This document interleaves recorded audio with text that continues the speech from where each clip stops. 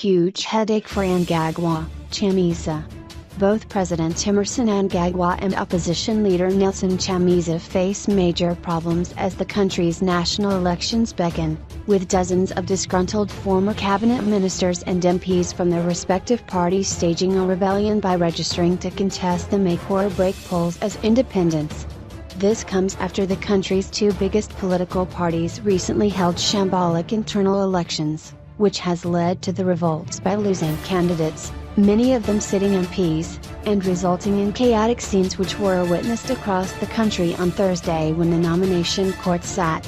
So bad is the situation, that Mnangagwa was moved to warn ruling party followers yesterday that those ZANU-PF officials who had gone rogue by filing their papers as independents in the July 30th elections needed to understand that their careers in the former liberation movement were now effectively over.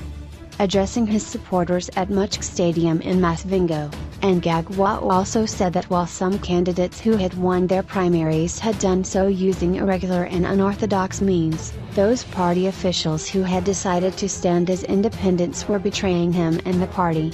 We know some people won by cheating, while others who cheated did not win, but we have come to a point where we must move together. Because I do not like those that will say we are standing as independent candidates. Those who do so will have cut ties with me and the party. I hear there are a few who have done so here.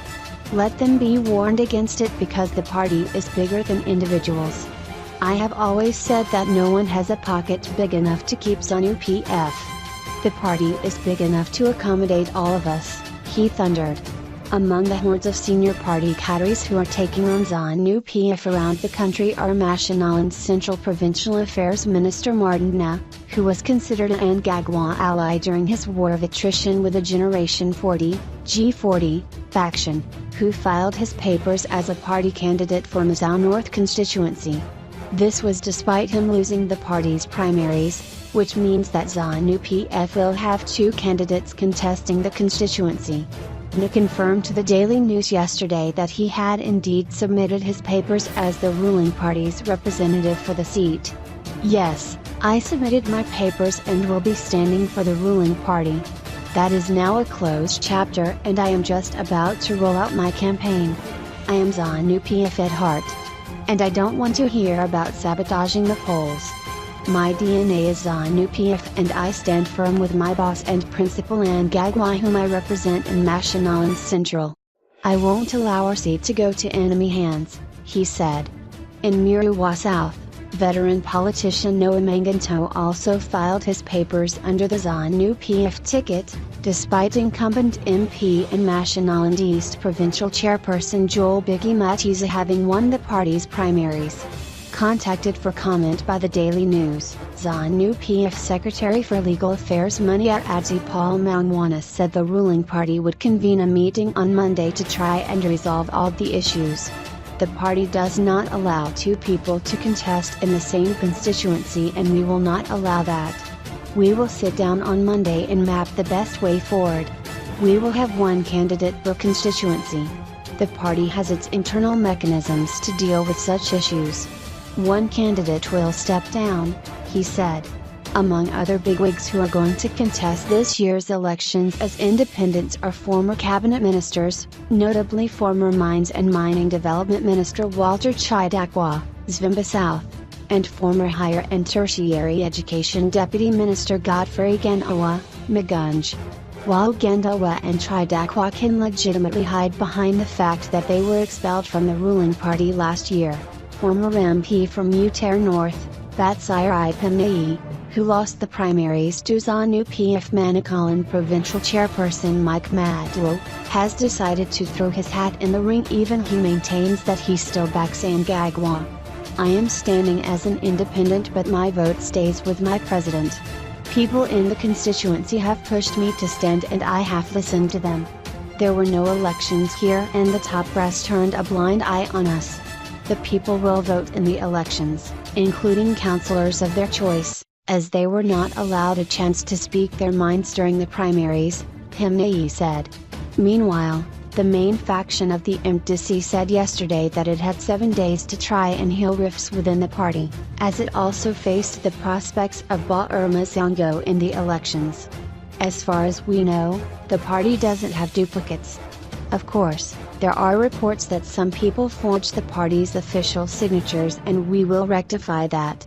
Having many people clamoring to stand as our candidates is a good thing, which shows that everybody wants to be on our party list, the party's newly appointed presidential spokesperson, Kosabenda, said.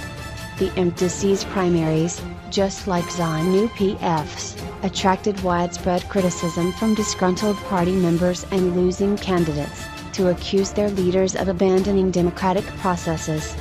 With many of the party's sitting MPs and aspiring candidates not subjected to primary elections, and being selected through what the MDC has said was via a consensus process, this left many followers unhappy. Among its senior officials who have decided to stand as independents is long-serving MP for Harare West, Jesse Majome, who has accused the MDC leadership of manipulating party guidelines. Thank you, Harare Westerners, for your confidence in me as an independent candidate. It's now time to vote on issues, principles, capacity and truth.